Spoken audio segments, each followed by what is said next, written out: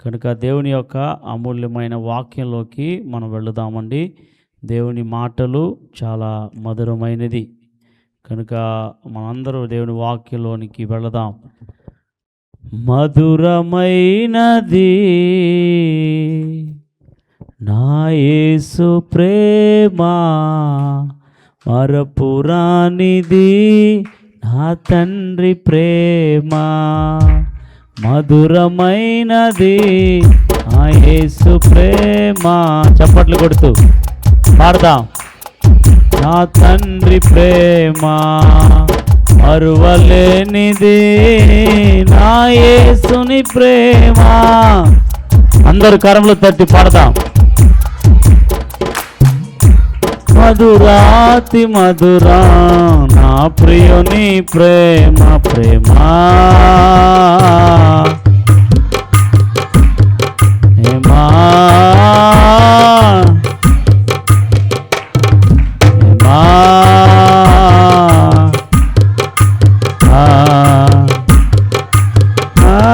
నా ప్రేమ మధురమైనది యేసు ప్రేమ, తండ్రి ప్రేమ. పర్వతములు తొలగిన, మెట్టలు గతి తప్పిన, ఎగసిపడే అలలతో కడలే గర్జించిన. పర్వతములు తొలగిన, మెట్టలు గతి తప్పిన, ఎగసిపడే అలలతో కడలే గర్జించిన. మరణపు ఛాయలే దరిచేరనీయక, మరణపు ఛాయలే దరిచేరనీయక, కౌగిట దాచిన నీ ప్రేమ మధురం. ప్రేమా ప్రేమా ప్రేమా. కొట్టండి కొట్టండి. ప్రేమా పాడండి, ప్రేమను పాడండి, యేసయ్య ప్రేమను. ప్రేమా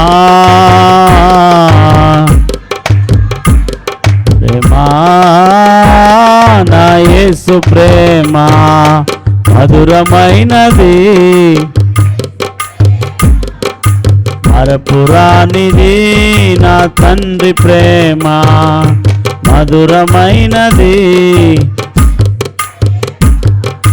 మరపురానిది నా తండ్రి ప్రేమ. హల్లెలూయా. దేవుని పరిశుద్ధ నామమునకు మహిమ కలుగును గాక. కూడి వచ్చిన మీ అందరికీ ప్రత్యేకమైన వందనాలు తెలియచేస్తున్నాము. ఈ రెండవ తెలుగు ఆరాధనకి మీ అందరినీ ప్రేమపూర్వకముగా ఆహ్వానిస్తూ ఉన్నాను. దేవుని మాటలని మనం పరిశోధించి చదువుకునే భాగ్యాన్ని ప్రభు మనకు అనుగ్రహించాడు. కనుక మనము పరలోక రాజ్యమును గురించిన వర్తమానాలను వింటూ వస్తుంటున్నాం. అయితే పరలోక రాజ్యానికి వెళ్ళాలంటే ఏమేమి షరతులు ఉండాలా, ఏమేమి అర్హతలు పొందాలా? పరలోక రాజ్యానికి ఎవరైనా వెళ్ళిపోయేదానికి ఉందా? ఎవరు పడితే వాళ్ళు వెళ్ళేదానికి ఉందా? ఎవరు వెళ్ళగలరు? మారు మనసు పొందుకున్న వాళ్ళు వెళ్ళగలరు. రెండోది ఎవరు వెళ్ళగలరు? కొత్తగా జన్మించిన అనుభవం ఉండేవాళ్ళు వెళ్ళగలరు. మూడోది బలాత్కారంగా ఉండేవాళ్ళు వెళ్ళగలరు. నాలుగోది ప్రభు చిత్తం, పరలోకపు తండ్రి చిత్తము చేసేవాళ్ళు మాత్రమే పరలోక రాజ్యానికి వెళ్ళగలుగుతారు. 4 విషయాలు నేర్చుకొని ఉన్నాం కదా.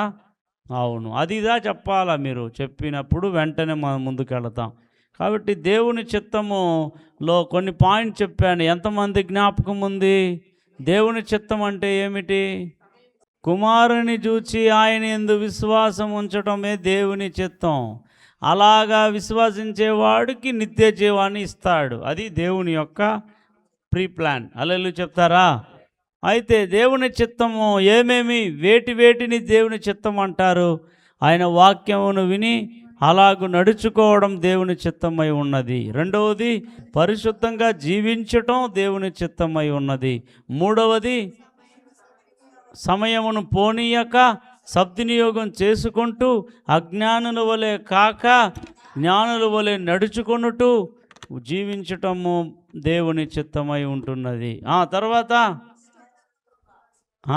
ఇష్టపూర్వకముగా సేవ చేయటము దేవుని చిత్తమై ఉంటున్నది. తర్వాత కృతజ్ఞతాస్తుతులు చెల్లించుట దేవుని చిత్తమై ఉన్నది. ఇంకేమైనా చెప్పుకున్నామా? అజ్ఞానులుగా మాట్లాడే వాళ్ళ నోరును మోయడమే దేవుని చిత్తముగా మనం చూసాం. హల్లెలూయా. కాబట్టి ఇవన్నీ కూడా దేవుని చిత్తానికి ఆ మాటలన్నీ కూడా సరిపోతాయి. దాన్ని ఎవరెవరైతే ఫాలో అవుతారో, వాటిని ఎవరెవరైతే చెవులో వేసుకొని జీవితంలో అన్వయించుకుంటారో వారు దేవుని చిత్తమును చేసేవారుగా ఉంటారు. అలా దేవుని చిత్తమును చేసేవారికి దేవుడిచ్చిన ఒక బ్లెస్సింగ్ వర్డ్ ఏమిటనంటే వారు నిరంతరము ఉంటారు. నేను చెప్పలేదు, 1 యోహాను పత్రిక 2:17 కదా రాయబడింది ఆ వాక్యము. దేవుని చిత్తమును చేయువాడు లోకము దాని ఆశయు గతించిపోవును గాని దేవుని చిత్తమును జరిగించువాడు నిరంతరము నిలుచును. హల్లెలూయా. ఎంతమందికి నిరంతరం నిలబడాలని ఆశ ఉంది? చేతులెత్తి హల్లెలూయా చెప్పండి. అయితే నిరంతరము నిలబడాలంటే ఎవరు నిలబడతారు? నిరంతరము ఎల్లప్పుడూ ఎవరు ఉండగలుగుతారంటే దేవుని చిత్తానుసారముగా జీవించేవారు.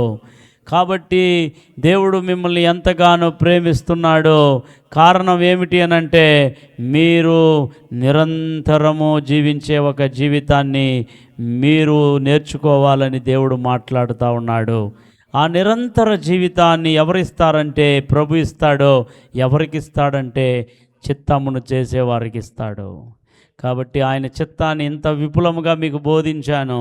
ఆ రెఫరెన్స్ను మీరు చదివి బైహార్ట్ చేసుకొని ఆ రెఫరెన్స్లకు భయపడి లోబడి ఆ రెఫరెన్స్ ఏమైతే చెప్తుందో దానికి మనసా శిరసా మీరు వహించి మీరు దానిని అంగీకరించి వెంబడించిన ఎడల దేవుని చిత్తములో ఉన్నవారుగా మీరు మార్చబడతారు.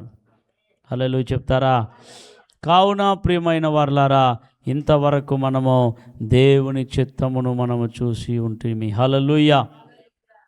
అయితే ఈరోజు ఒక 5వ అంశానికి మనం వెళదాం. 5వ అంశానికి ఈరోజు మనం వెళదాం. తమిళ్ సర్వీస్లో కూడా ఆ అంశాన్ని ప్రారంభించాం, పునాది వేశాం. అయితే మీకు ప్రసంగమే చేయవలసిన పరిస్థితి, రైట్? కావున ఈ సమయంలో మత్తయి సువార్త 5వ అధ్యాయము అందరూ కూడా తీసుకోగలిగితే ఈ మాటలు అందరూ కూడా చూచి ధ్యానించబోతుంటున్నాం. 20వ వచనము, మత్తయి సువార్త 5వ అధ్యాయము 20వ వచనంలో యేసు ప్రభువారు చెప్పిన అద్భుతమైన మాట, శాస్త్రుల నీతి కంటేనో పరిసయ్యుల నీతి కంటేనో మీ నీతి అధికము కాని ఎడల మీరు పరలోక రాజ్యంలో ప్రవేశింప నేరరని మీతో చెప్పుచున్నాను. హల్లెలూయా. గట్టిగా ఆమేన్ చెప్తారా? ఇప్పుడు పరలోక రాజ్యంలో ప్రవేశించాలంటే మనకు ఏమి అధికంగా ఉండాలి? నీతి. అందరూ పక్కలో చెప్పండి, ఏమి అధికంగా ఉండాలి? నీతి. మనకి ఏమి అధికంగా ఉండాలి?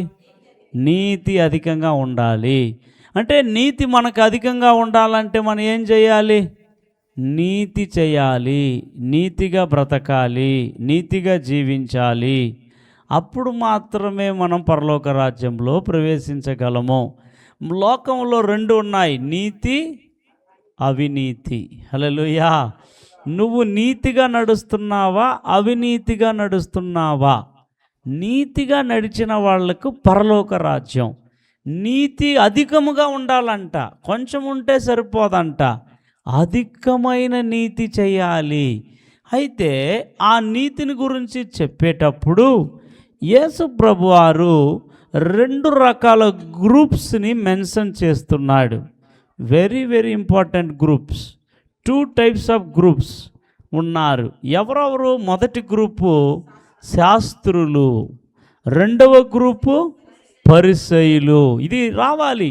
నేను వాక్యం చెప్తుండగానే మీకు వచ్చేసేయాలి, ఆ వాక్యం మీ మైండ్లోకి వచ్చేసేయాలి, మీ హార్ట్లో రాయబడాలి. అయితే గమనించాలా, మొదటి గ్రూప్ ఎవరు చెప్పండి? శాస్త్రులు. రెండవ గ్రూప్ ఎవరు? పరిసయ్యులు. అంటే శాస్త్రులు కూడా నీతి చేస్తున్నారు, పరిసయ్యులు కూడా నీతి చేస్తున్నారు. కానీ యేసుప్రభు ఏమంటున్నాడు? శాస్త్రుల నీతిలాగా మీరు నీతిగా ఉంటే పరలోకం పోలేరు, పరిసయ్యులు నీతిగా ఉంటే పరలోకం పోలేరు. వాళ్ళిద్దరికంటే మించిన అధికమైన నీతిని మీరు సంపాదించాలి అంటున్నాడు.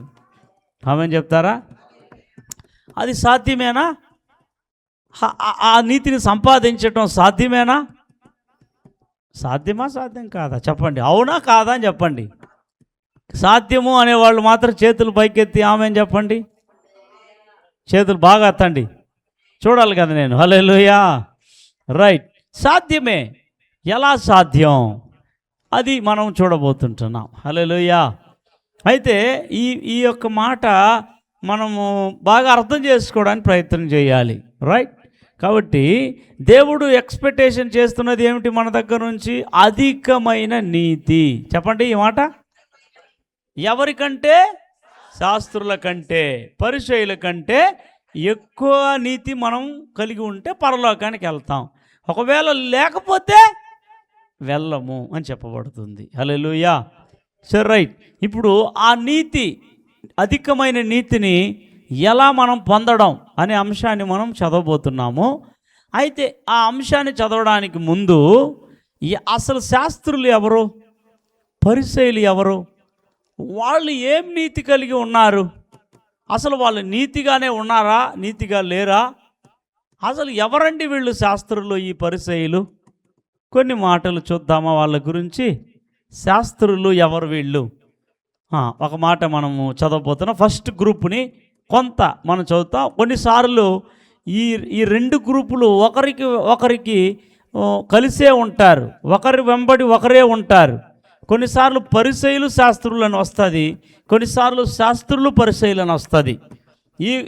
ఈ గ్రూప్ వాళ్ళు కలిసే ఉంటారు, ఒక తావే ఉంటారు.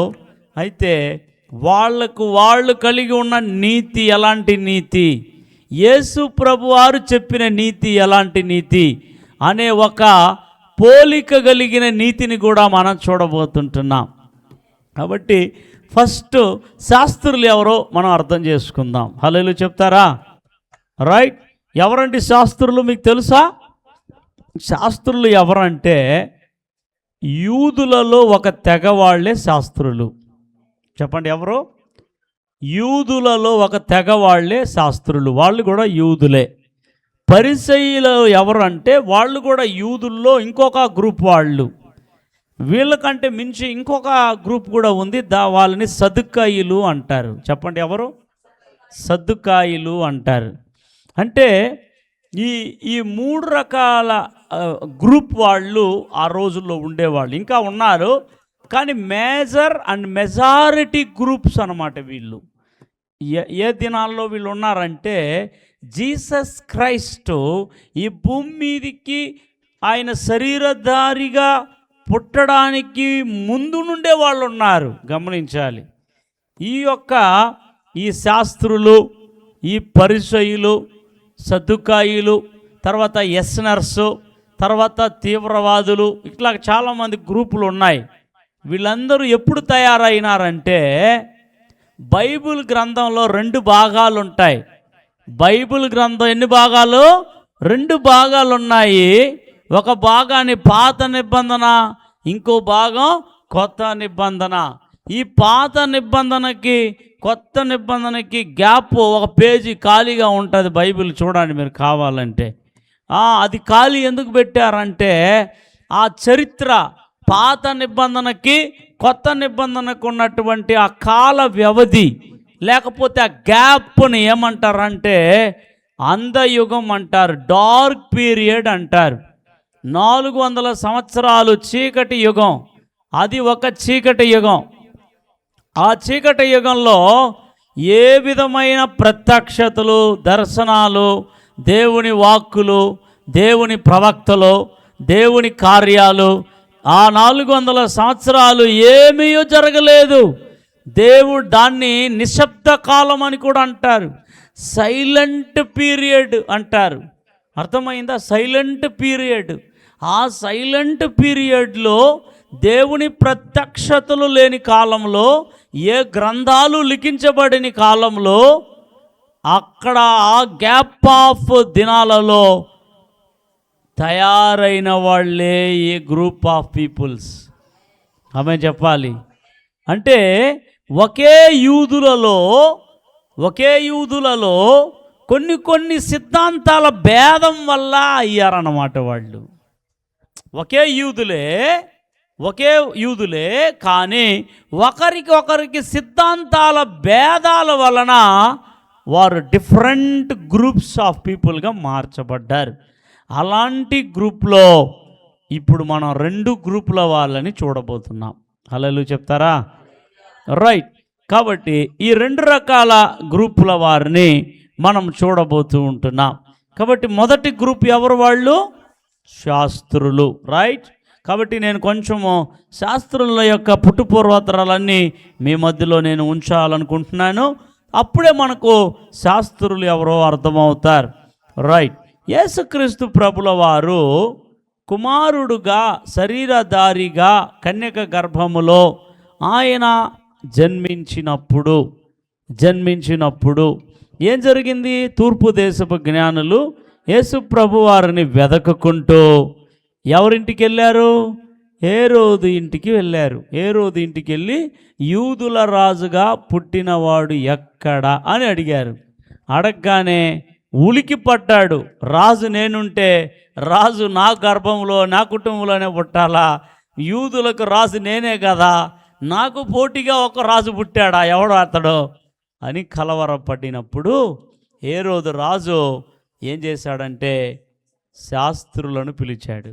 చూడండి, మత్తయి సువార్త 2వ అధ్యాయంలో ఆ మాట మనకు కనబడుతుంది. చూడండి ఎవరిని పిలిచాడంట 4వ వచనంలో. కాబట్టి రాజు ప్రధాన యాజకులను ప్రజలలో నుండి శాస్త్రులను అందరినీ సమకూర్చి పుట్టనని వారిని అడిగెను. హల్లెలూయా. అక్కడ 2 టైప్స్ ఆఫ్ గ్రూప్ వాళ్ళు వచ్చారు. ప్రధాన యాజకులు, ప్రజల్లో ఉన్న శాస్త్రులు వచ్చారు. హల్లెలూయా. ఈ శాస్త్రులు ఎవరు తెలుసా? గమనించండి. అంటే ఈ డార్క్ పీరియడ్లోనే వచ్చారా అని మనం గమనించినప్పుడు అవును, చాలా గ్రూప్స్ ఆఫ్ పీపుల్ విచ్ఛిన్నంగా విడిపోయింది డార్క్ పీరియడ్లో.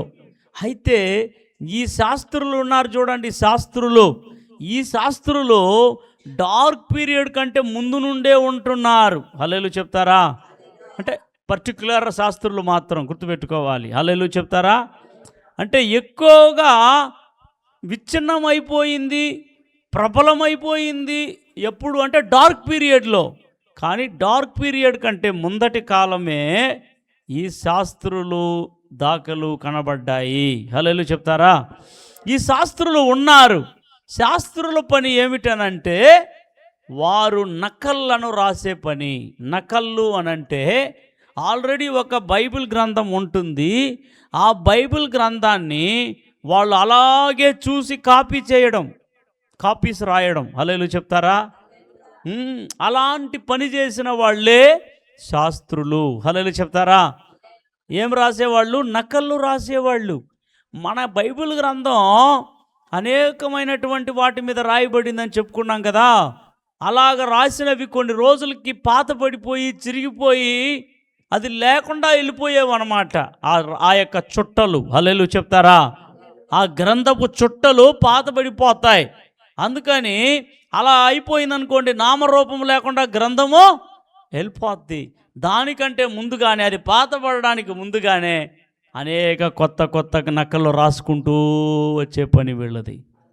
అది శాస్త్రుల పని. హల్లెలూయా చెప్తారా? అంటే శాస్త్రులు ఎవరంటే లైక్ ఏ రైటర్స్, రాతపత్తులను రాసే వాళ్ళని శాస్త్రులు అంటారు. హల్లెలూయా చెప్తారా? ఏం రాస్తారు వాళ్ళు? దేవుని లేఖనాలను, పరిశుద్ధ బైబిల్ గ్రంథాన్ని ఎక్కువగా రాసేవాళ్లే శాస్త్రులు. అందుకే యేసుప్రభు వారు ఎక్కడ పుట్టి ఉన్నాడు అని అడగడానికి ఎవరిని పిలిచాడు హేరోదు రాజు? శాస్త్రులను పిలిచాడు. శాస్త్రులకు తెలుసు, వాళ్ళు రైట్ చేశారు కాబట్టి శాస్త్రులకి పక్కాగా తెలుసు ఎక్కడ యేసు పుడతాడో. ఆమెను చెప్తారా? అయితే గమనించండి, ఈ శాస్త్రులు యేసుప్రభు కాలం నాటికి ఎలాంటి ఒక ధోరణిలో మారారనంటే చాలా మోసపూరితమైన ధోరణిలో మారారు. వీళ్ళని, ఈ శాస్త్రుల్ని ఇంకో పేరుతో కూడా పిలుస్తారు, ధర్మశాస్త్ర ఉపదేశకులు అని పిలుస్తారు. ఏం చేస్తారు? వీళ్ళు నకలు రాసే పని మాత్రం కాకుండా ఇంకో పని కూడా చేస్తారు. వాళ్ళు ధర్మశాస్త్రాన్ని ఉపదేశిస్తారు. వాళ్ళు చెప్పండి, వాళ్ళు ఏమంటారు? ధర్మశాస్త్ర టీచర్స్ ఆఫ్ లా. ధర్మశాస్త్రాన్ని ఉపదేశించే వాళ్ళని ధర్మశాస్త్ర ఉపదేశకులు అంటారు. ధర్మశాస్త్రాన్ని ఉపదేశించే ధర్మశాస్త్ర ఉపదేశకులు అంటారు. అయితే వీరిని గురించి కొన్ని మాటలు మనం చూద్దామండి. ఇక్కడ మాత్రమే కాదు, అనేక ప్రాంతాల్లో వీరు కనబడతారు. హల్లెలూయా చెప్తారా? మనం కొన్ని మాటలు నేను మీకు చూపిస్తాను. వెళదాం రండి. మత్తయి సువార్త 22వ అధ్యాయంలోకి వెళదాం. 34 వచనం 35 వచనంలో వీరు కనబడతారు. చూడండి. సద్దుకాయుల నోరు మూయించనని పరిసయ్యులు విని కూడి వచ్చిరి. వారిలో ఎవరంట? ఆయన ధర్మశాస్త్రోపదేశకుడు. శోధించుచు, బోధకుడా అడిగెను. హల్లెలూయా. అంటే ధర్మశాస్త్రానికి అనుకూలమైన, ధర్మశాస్త్రాన్ని అనుసరించిన ప్రశ్నలు వేసేవారు. అలాంటి వారు ఎవరో? ధర్మశాస్త్రోపదేశకులు. హల్లెలూయా చెప్తారా? అంటే వీళ్ళకి ఏమిరా అంటే ఎక్కువగా మాకు తెలిసినంత వేరే ఎవ్వరికి తెలియదు అనే ఒక స్థితిలో ఉండేవాళ్ళే ధర్మశాస్త్రోపదేశకులు. మేమే రాస్తాం కదా, మేమే బోధిస్తాం కదా, మేమే చెప్తాం కదా, మాకు తెలిసినంతగా వేరే ఎవరికి తెలియదు అన్న ధోరణిలో ఉండేవాళ్లే ధర్మశాస్త్ర ఉపదేశకులు. వాళ్ళు ఎవరిని కూడా ప్రశ్నించారు? యేసు ప్రభువుని ప్రశ్నించారు, శోధిస్తూ ప్రశ్నించారు. ధర్మశాస్త్రంలో ఏది ముఖ్యమైన ఆజ్ఞ చెప్పుకో చూద్దాం, నీ వల్ల అయితే చెప్పుకో, మాకు తెలుసు, నీకు తెలుసా? యేసు ప్రభువునే అడిగారు. ధర్మశాస్త్రంలో ప్రధానమైన ఆజ్ఞ ఏది చెప్పండి, మీకు తెలుసా అని యేసు ప్రభుని ప్రశ్నించాడు. మీకు తెలుసా? ఇప్పుడు అమ్మా మీకు తెలుసా? సంఘానికి ధర్మశాస్త్రంలో ప్రధానమైన ఆజ్ఞ ఏది చెప్పండి. చాలామంది తెలియదు, చూడండి, కూర్చో ఉండారు చాలామందికి. మొదటి ఆజ్ఞ ఏదంటే సింపుల్గా చెప్పేయండి, దేవుని ప్రేమించడం. రెండో చెప్పండి, నిన్ను వలేని పొరుగు అని ప్రేమించడం. ఇదే అంటే 2 ఆజ్ఞలే.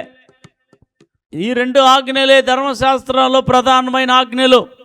మొదటగా దేవుని ప్రేమించాలా, రెండోది నిన్ను వలే నీ పొరుగు వాళ్ళని ప్రేమించాలా. దేవుని ఎట్లా ప్రేమించాలనేది మళ్ళీ రాయబడింది.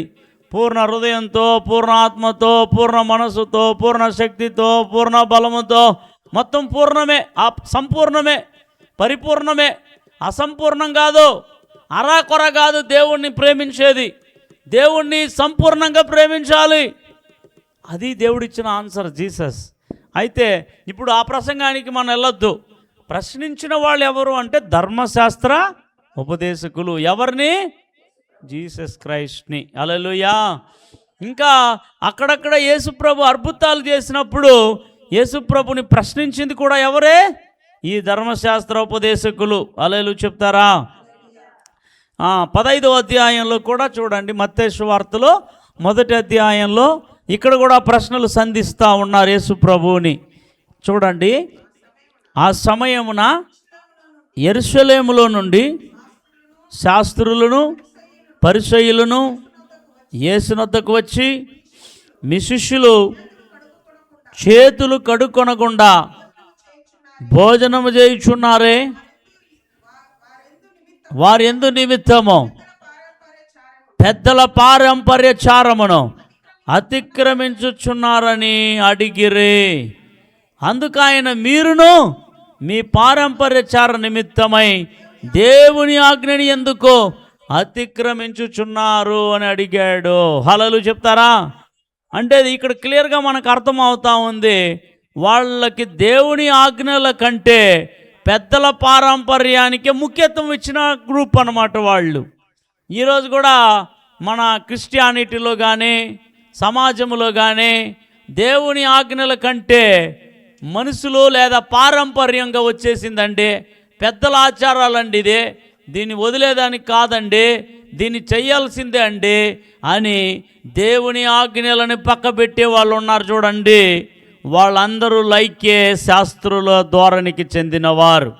వారు ఇలా చెప్తారు, మాకు తెలియందా, మాకు రాందా, మాకు అన్నీ తెలుసు అని ఉంటారు చూడండి. మన క్రిస్టియానిటీలో చాలామంది అలా చెప్పేవాళ్ళు ఉన్నారు. మీరైతే నిన్న మొన్న వచ్చారు, మేము పుట్టుక నుంచి క్రైస్తవులము, మాకి చెప్పే అంత అయిపోయినారా మీరు అని చెప్పి విర్రవీగుతూ ఉంటారు చూడండి. అలాంటి మాటలు మాట్లాడే వాళ్ళందరూ లైకే శాస్త్రులు వాళ్ళు. హల్లెలూయా చెప్తారా? అంటే దేనికి ఎక్కువగా ప్రయారిటీ ఇస్తారు? దేవుని ఆజ్ఞలకా, మనుషుల ఆచారాలకా? చెప్పండి గట్టిగా. మనుషుల ఆచారాలకు. యేసు ప్రభువునే అడుగుతూ ఉన్నారు, మీ శిష్యులు ఎందుకు పెద్దల ఆచారాన్ని పారంపర్యాన్ని ఫాలో అవ్వలేదు అని అంటున్నారు. యేసు ప్రభు అడుగుతున్నారు, ఒరే వాళ్ళు పెద్దల ఆచారాలు మీరు పోయినారు, తప్పేం లేదు, ఏం కాదు, మీరు ఎవరి ఆజ్ఞలను అతిక్రమించారు? చూడండి ఆ మాట రాయబడింది. ఎన్నోది, అందుకైన మీరు పారంపర్యచారము నిమిత్తమై దేవుని ఆజ్ఞని ఎందుకు అతిక్రమించుచున్నారు? 4వ వచనంలో అంటాడు, తల్లిదండ్రులను గణపరచుమనియో తండ్రినైనను తల్లినైనను దూషించువాడు తప్పక మరణము పొందవలనని దేవుడు సెలవిచ్చాను. మీరైతే ఒకడు తన తండ్రినైనను తల్లినైనను చూచి, నా వలన నీకేది ప్రయోజనమగునో అది దేవార్పితమని చెప్పిన ఎడల అతడు తన తండ్రినైనను తల్లినైనను గణపరచ నక్కర్లేదని చెప్పుచున్నారు. మీరు మీ పారంపర్యచారము నిమిత్తమై దేవుని వాక్యమును నిరర్థకము చేయుచున్నారు. వీరిని ఏమన్నాడంటే యేసుప్రభు వారు, వేషధారులారా అన్నాడు. ఆమె చెప్పాలా? ఆమె చెప్పాలి గట్టిగా. వీరు ఎలాంటి వారు? దేవుని ఆజ్ఞ, తల్లిదండ్రులు సన్మానించాలి, కానీ పారంపర్యం ఏమంటే చేతులు కడుక్కోవాలంతే. అంటే బాహ్య శరీరాన్ని కడుక్కుంటే సరిపోతుందా? ఇంటీరియర్గా అంతరింద్రియాలను కడుక్కోవద్దా అని యేసు ప్రభు మాట్లాడుతున్నాడు. కాబట్టి శాస్త్రుల యొక్క గుణాలు ఏమిటంటే కేవలం రైట్ చేసేవాళ్ళు, కేవలం బోధించేవాళ్ళు, కానీ వాళ్ళు ఫాలోడ్ బై ఏదనంట ఎల్డర్స్ యొక్క ఆచారాలను ఫాలో అవుతుంటున్నారు. కానీ దేనిని వారు రిజెక్ట్ చేస్తున్నారు? దేవుని ఆజ్ఞలను, దేవుని మాటలను. హల్లెలూయా. వాళ్ళతో చెప్పిన మాటే ఇది, ఈ ప్రజలు తన పెదవులతో నన్ను ఘనపరచుదురు కానీ వారి హృదయము నాకు దూరముగా ఉన్నది. మనుష్యులు కల్పించిన పద్ధతులు దైవోపదేశములని బోధించుచు వారు నన్ను వ్యర్థముగా ఆరాధించుచున్నారు. అమ్మా అందరూ నా వైపు చూడండి. ఎవరెవరైతే పెద్దల ఆచారమే ముఖ్యమని దేవుని ఆజ్ఞలను పక్కబెట్టేస్తారో మీరు చేసే ఆరాధన వ్యర్థం. మనుషుల పారంపర్యములను అదే పదోపదేశములుగా భావించి వాటినే భయభక్తులతో కూడా సెలబ్రేట్ చేసేవాళ్ళు ఉన్నారు. పెద్దలు పెట్టేసినారండి. పెద్దలు ఎవరు ఎక్కడ నేర్చుకున్నారండి? పెద్దలు నేర్చుకున్నారు, పెద్దలు పెట్టేశారండి. పెద్దల ఆచారం ఇంపార్టెంట్ అండి. అట్లాగైతే పెద్దలకు నువ్వు ప్రయారిటీ ఇవ్వగలిగితే ఆచారానికి, దేవుని ఆజ్ఞను నీవు అతిక్రమించిన వాడవవుతావు. అలా దేవుని ఆజ్ఞలను అతిక్రమించి బ్రతికిన వారే శాస్త్రులు. వారిని దేవుడు ఏమన్నాడంటే వేషధారులు అన్నాడు. ఇప్పుడు మీకు కొంచెం క్లియర్గా అర్థమైంది అనుకుంటాను. వీరి శాస్త్రుల నీతి కంటే మీ నీతి ఏమిగా ఉండాలి? ఎందుకనంటే శాస్త్రుల్లో దేవునికి ఇష్టమైన నీతి వారు చేయలేదు. నీతిగా ఉన్నట్లుగా నటించారు.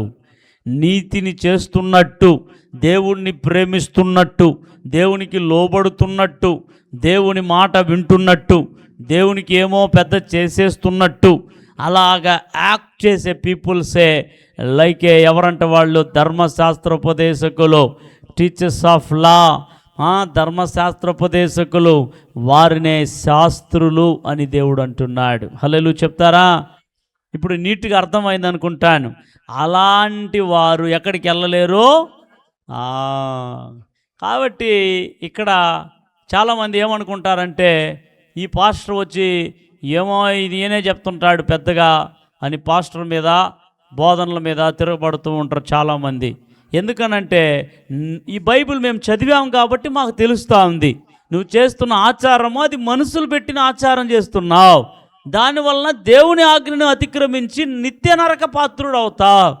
అందుకని మేము అడ్డుపడతాం, నివారిస్తాం, గద్దిస్తాం, తిడతాం, మందలిస్తాం, చెయ్యొద్దు అంటాం.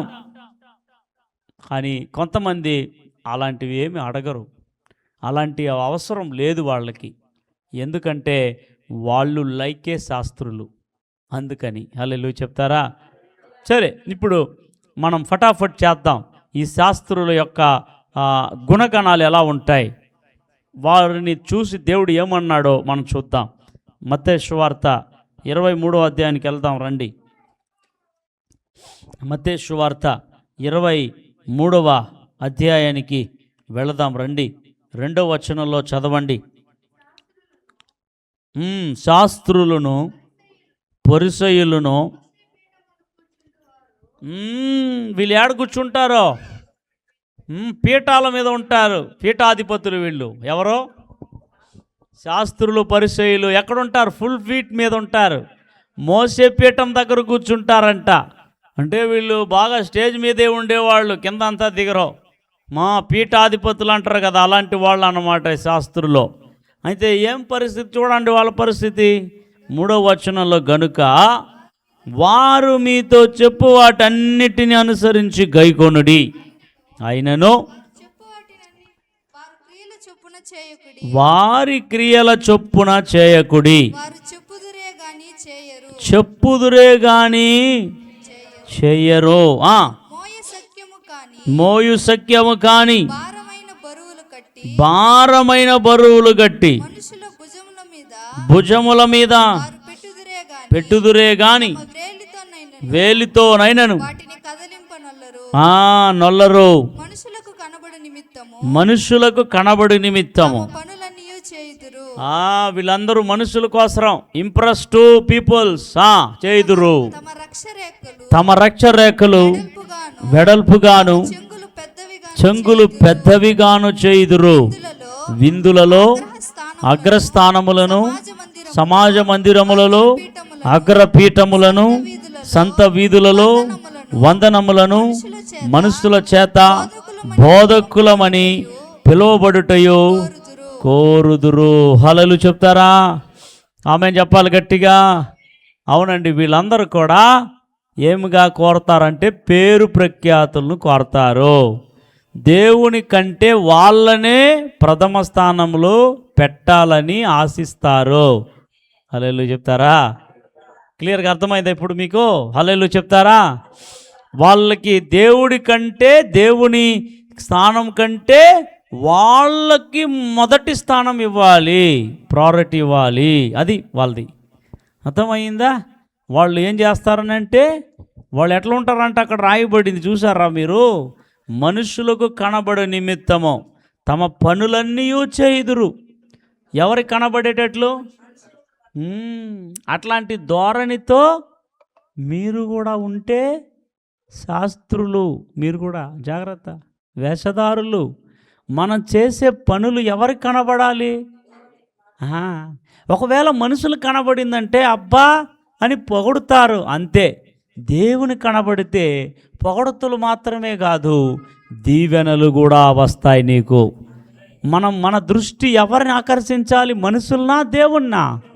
కాబట్టి మనం చేసే పనులు ఎవరి దృష్టిని ఆకర్షించాలి? అయితే శాస్త్రుల దృష్టి అంతా ఎవరి మీద? మనుషుల మీద. హల్లెలూయా. తర్వాత వాళ్ళను చూసారా మీరు? వాళ్ళు ఏం చేస్తారంట? పనులన్నీ చేయుదురు, తమ రక్షరేకులు వెడల్పుగాను తమ చెంగులు పెద్దవిగాను చేయుదురు. హల్లెలూయా. రచ్చరేకులు అంటే వెడల్పైనవి, అంటే వాళ్ళు ధరించే వస్త్రాలు. ఆమేన్, ఆమేన్ చెప్పాలా? ఈరోజు చాలా చాలా పెద్ద పెద్ద వస్త్రాలన్నీ ధరిస్తారు, చూసారా మీరు? పెద్ద తల్ల మీద ఒక టోపీ, చేతిలో ఒక కర్ర, పెద్ద పెద్ద దారాలు కట్టుకొని, పెద్ద పెద్ద అంగీలు వేసుకొని. మన వాళ్ళు కూడా ఏమనుకుంటారంటే, అబ్బా పెరియ ఐవోరు వచ్చినాడు, స్తోత్రం, హల్లెలూయా. యోహాన్ పాస్టర్కి, కిరణ్ పాస్టర్ కల్లా వీళ్ళంతా చిన్న ఐవోర్లు, వాళ్ళే పెద్ద ఐవోర్లు, అలా అంగి వేస్తేనే పెద్ద పాస్టర్లు అని లోకస్తులు చాలామంది చెప్పటం నేను వింటాను. హల్లెలూయా చెప్తారా? వాళ్ళు పోపులు, బిషప్పులు, అరే రే రే రే వాళ్ళకి చూడాలి మీరు. ఈ బిషప్పులు పాలు వచ్చినప్పుడు చూడాలా, వాళ్ళకి కోలాటలు కొట్టేవాళ్ళు, డప్పులు వాయించేవాళ్ళు, వాళ్ళకి పూలు చల్లేవాళ్ళు, చూసారా మీరు? చూడలే? వాళ్ళు ఈరోజు ఎట్లా అయిపోయినారంటే, లోకములో ఉన్న సెలబ్రిటీలు, లోకములో ఉన్న రాజకీయ నాయకులకి స్వాగతాలు ఇస్తారు చూడండి, అలాంటి స్వాగతం. ఇంక లైకే పూజానీయులు అంట వాళ్ళు. పూజ, అవునా? వాళ్ళని పూజించవచ్చా? పూజించకూడదు. ఓవర్ అయిపోతుంది ఈరోజు, తెలుసా మీకు? ఇంకా నయం, కొంతమందిని అయితే గుర్రం మీద ఎక్కించుకొని తీసుకొస్తున్నారు. అమ్మ, ఇంకా నయం. ఈరోజు ఎట్లుందంటే, బాడీ గార్డ్స్ ఈ పక్క ఒక గ్రూపు, ఈ ఒక గ్రూప్, మధ్యలో అయ్యగారు పోతారు అట్లే నడుచుకొని. అట్లే అయ్యగారికి పూలు చల్లి, జేజేలు చల్లి ఇలా చేస్తే వీళ్ళందరూ కూడా ఎవరు తెలుసా? శాస్త్రులు. హల్లెలూయా. వారు దేనికోసరం?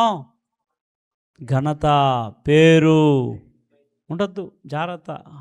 ఇలా మనం తీసుకున్నప్పుడు ఆ క్రెడిట్ ఎవరికి వెళ్ళదో?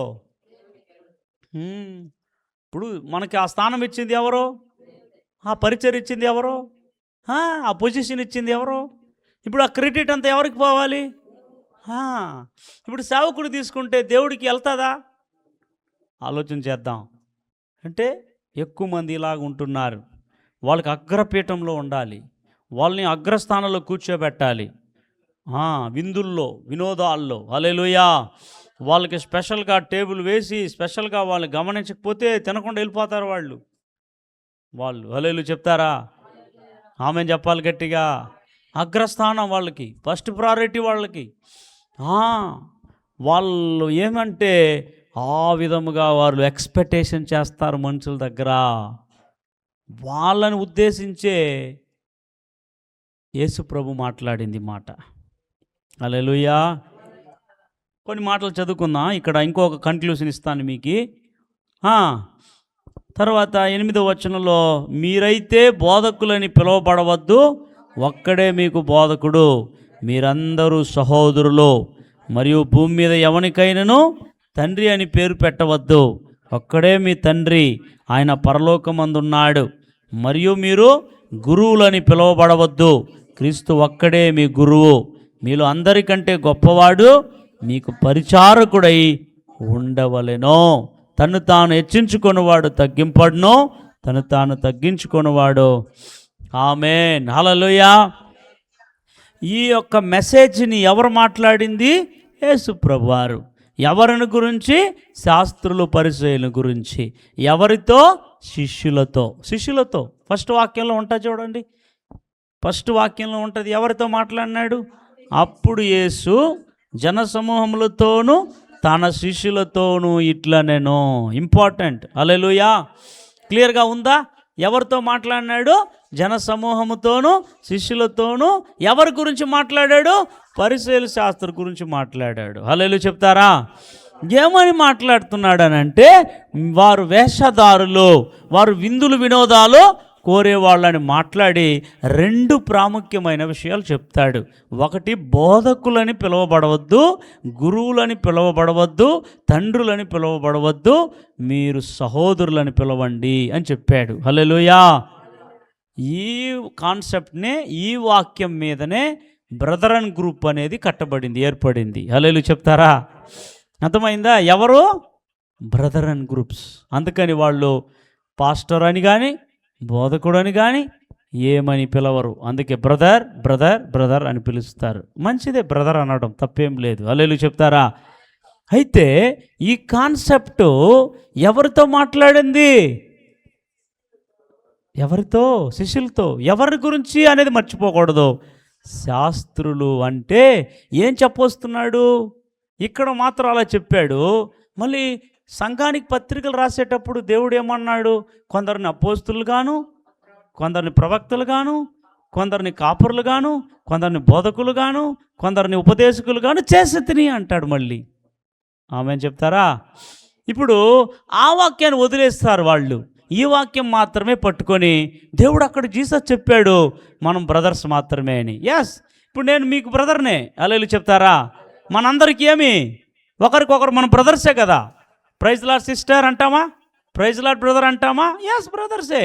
అయితే ఎందుకు బోధకులు అనొద్దు, ఎందుకు గురువులు అనొద్దు, ఎందుకు తండ్రులు అనవద్దు అంటే దాని అర్థం ఏమిటి అనంటే, ఆ దేవుని స్థానాన్ని శాస్త్రులు తీస్తున్నారా, అట్లా మీరు తీసుకోవద్దు అనే దానికే చెప్పాడు దేవుడు. అది ఆమెన్ చెప్పాలి గట్టిగా. హల్లెలూయా. అంటే మీరు పాస్టర్స్గా ఉన్నా, లేకపోతే మీరు బోధించే వాళ్ళని బోధకులు అంటారు. బోధకులుగా ఉన్నా ఆ లైసెన్స్ దేవుడే ఇచ్చింది. కానీ ప్రధాన బోధకుడు ఆయన ఉన్నాడు, పరమ బోధకుడు ఆయన ఉన్నాడు, పరమ తండ్రి ఆయన ఉన్నాడు. ఇప్పుడు కాపరులు అందరికీ ఆత్మీయ తండ్రి పాస్టర్. హల్లెలూయా చెప్తారా? ఇంకో స్థలంలో ఉంటుంది, ఉపదేశకులు అనేకులు ఉంటారు, తండ్రి ఒక్కడే అని మళ్ళీ పౌలు గారు చెప్తాడు. హల్లెలూయా చెప్తారా? కాబట్టి ఈ వాక్యాన్ని పెట్టుకొని వాళ్ళు దీన్ని ఒక డాక్ట్రినల్గా మార్చేసినారు. ఈ ఒక్క వాక్యమే. తర్వాత బోధకులుగా ఉండండి, అపోస్తులుగా ఉండండి, అది వదిలేసినారు వాళ్ళు. అందుకని ఒక సిద్ధాంతంలోనికి వారు వెళ్ళిపోయారు. కాబట్టి ఇది ఎవరిని గురించి చెప్పబడింది అని అంటే, శాస్త్రులు ఇలా ఉంటున్నారు జాగ్రత్త అని చెప్పాడు. హల్లెలూయా చెప్తారా? అందుకని వాళ్ళకి భయం. పాస్టర్ అంటే ఒకవేళ శాస్త్రులాగా అయిపోతారేమో భయం అని బ్రదర్స్ అనుకుంటున్నారు అంతే. హల్లెలూయా. మనం పాస్టర్ అయినా చెప్పినా, బోధకుడు అని చెప్పినా, తండ్రి అని చెప్పినా మనం ఎచ్చిపోకూడదు మన మైండ్లో. కొంతమంది ఇలా చెప్తూ ఉంటారు, నాకు టైటిల్స్ పెట్టుకోవడం ఇష్టం ఉండదు, నాకు పేర్లు వేసుకోవడం ఇష్టం ఉండదు, నాకు పేర్లు వెనకాల బిఏ బిఈడి ఇట్లా పెట్టుకోవడం ఇష్టం ఉండదు, పేరుకు ముందర తోకలు పెట్టుకోవడం ఇష్టం ఉండదు అని. మంచిదే, ఇష్టం ఉండకుండా మంచిదే. కానీ నీ మైండ్లో ఉంటే ఆ తోకలు ఎలా? హల్లెలూయా చెప్తారా? అట్లా వాళ్ళు చాలామంది చూశాను నేను. హల్లెలూయా. పేరులో లేదు కానీ లోపల ఉంటుంది, మైండ్లో ఉంటుంది. నువ్వు ఉండాల్సింది పేరుకు ముందరో పేరుకి వెనకాలో కాదు, నీ జీవితంలో ఉండకూడదు. చెప్పాలి, ఏముండకూడదు? నువ్వు చదివింది వేసుకుంటే తప్పేం లేదు. హల్లెలూయా చెప్తారా? అయితే అది ఏమో గొప్పతనానికి కాదు, ఉండకూడనిది ఎక్కడంటే నీ యాక్టివిటీస్లో ఉండకూడదు, నీ జీవితంలో ఉండకూడదు. యేసు ప్రభు ఏం చెప్పాడు అక్కడ? యాక్టివిటీస్ గురించి మాట్లాడుతున్నాడు. చూసారా మీరు 23లో వాళ్ళు ఏం చేస్తారంట? 3వ వచనంలో, గనుక వారు మీతో చెప్పు వాటన్నిటిని అనుసరించి గైకొనుడి, అయినను వారి క్రియల చొప్పున. వారిలో ఏముండదు? చెప్పుదురే కానీ వారు అది అర్థమైందా? వాళ్ళు తగ్గింపుగా ఉండాలి అందరూ, కానీ వాళ్ళే ఉండరు. హల్లెలూయా. ప్రేమించాలి అందరూ, వాళ్ళే. అది అర్థమైందా? మన యాక్టివిటీస్లో మనము చూపించకపోతే, ప్రార్థనలో మాత్రం యేసయ్యా నేను దుమ్మును, నేను ధూళిని, నేను అది, నేను ఇది అని చెప్తావు, కానీ లైఫ్లో మాత్రం ఎప్పుడు కూడా తగ్గించే అనుభవం లేకపోతే వేషధారి కదా అది. కాబట్టి వేషధారణ చేసే వాళ్ళు ఇలాంటి పేర్లు పెట్టుకోవడము దేవుడు వద్దన్నాడు. హల్లెలూయా చెప్తారా? ఆమేన్ చెప్తారు గట్టిగా. అందుకని ఈ గొప్పతనము, హెచ్చింపు మనలో రాకూడదనే ఉద్దేశంతో వారు బ్రదర్స్ అని పిలుచుకోవడం చేస్తున్నారు. హల్లెలూయా చెప్తారా? రైట్. కాబట్టి ఈ శాస్త్రుల గురించినటువంటి ఇంక 2 విషయాలు చూసుకొని మనం వేగంగా వెళ్ళి ముగించేస్తాం. కనుక 23వ అధ్యాయంలో చదవండి, 13వ వచనం 14వ వచనం రాయబడింది. అయ్యో వేషధారులైన శాస్త్రులారా, పరిసయ్యులారా, మీరు మనుషుల ఎదుట పరలోక రాజ్యాన్ని మూసేస్తారు, మీరందులో ప్రవేశింపరు, ప్రవేశించు వారిని ప్రవేశింపనీయరు. Very dangerous. వీళ్ళు ఎవరంట? అయ్యో వేషధారులైనా, అంటే వేషమే, రియాలిటీ ఉండదు వాళ్ళ లోపల. రియాలిటీ, నిజ జీవితం ఉండదు వాళ్ళ లోపల. అన్ని నిజ జీవితం ఉన్నట్టుగా నటిస్తారు.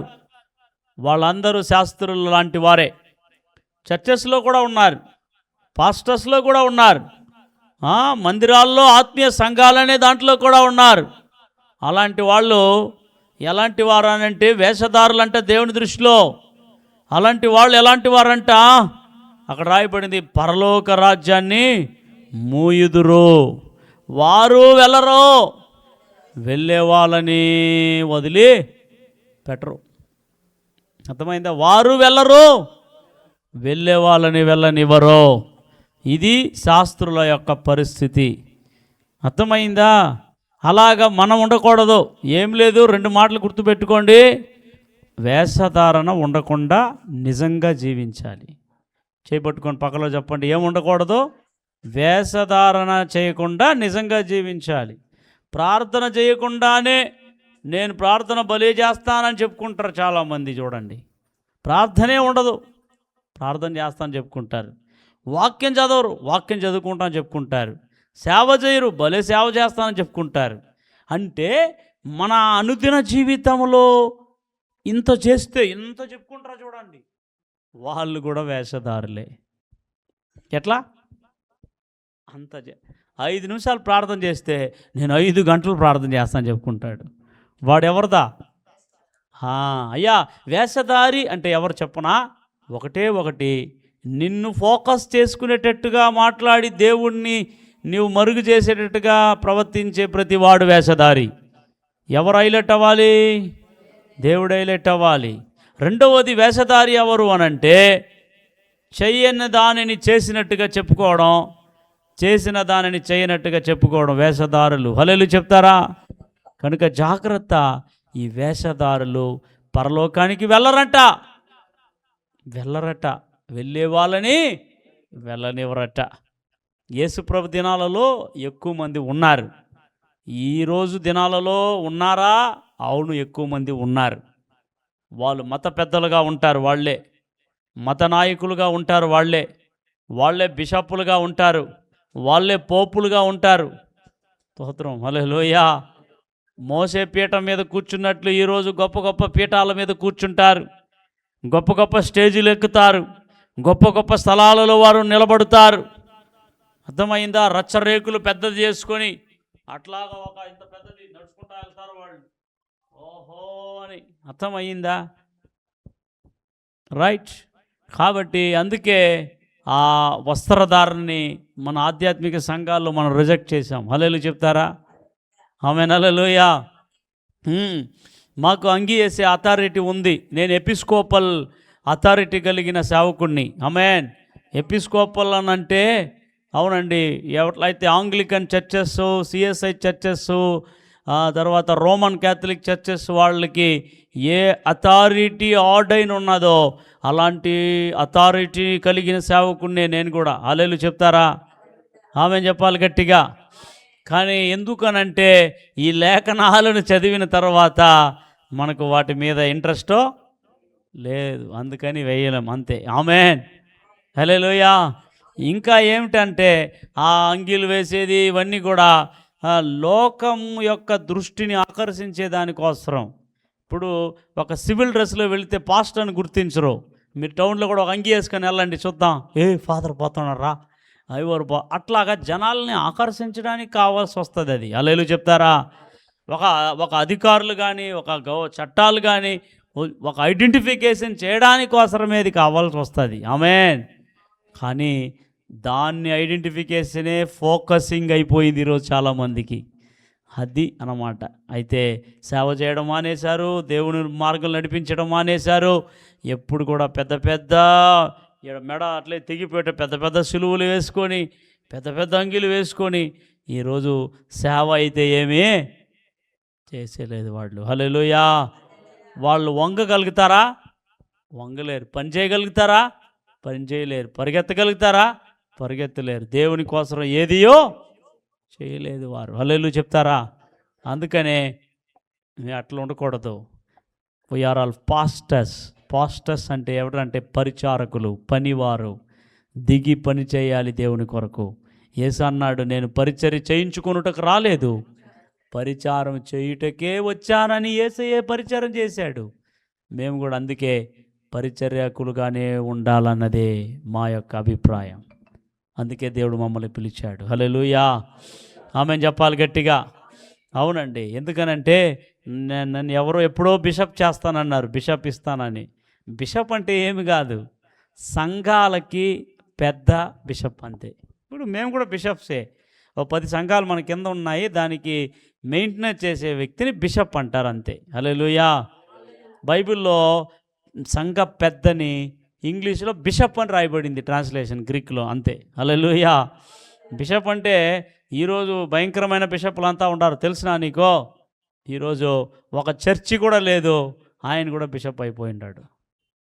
ఎంత దౌర్భాగ్యం, దౌర్భాగ్యం.